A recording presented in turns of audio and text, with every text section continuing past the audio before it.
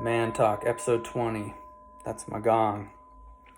So, yesterday was 420. That's a weed holiday for those of you that don't know. I forgot to do a video yesterday. I was planning on it. Coincidentally, actually was not getting high. It's been a while. It's been like 12 years since I got high.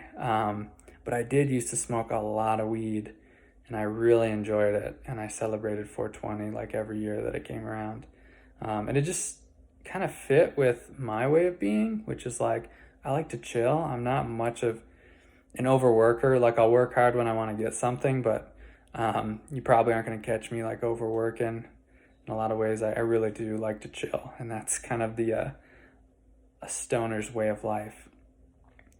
But I did want to touch on this whole thing with substances because a lot of guys like to partake and or drink a few beers, and I don't have a moral judgment on that. And I can see why people do. It helps them feel better, helps them relax into social situations, having a rough day.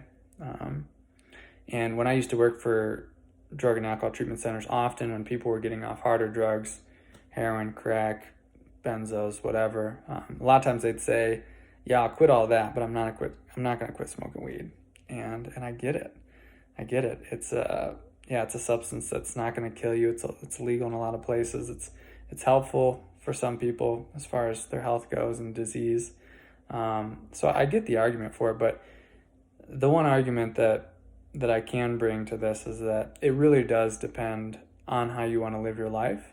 So if you want to live life facing everything head on and really figuring out what's going on inside you and not numbing out when things get scary or when you get anxious, then substances aren't really going to fit into that way of life. And yeah, to each his own, right?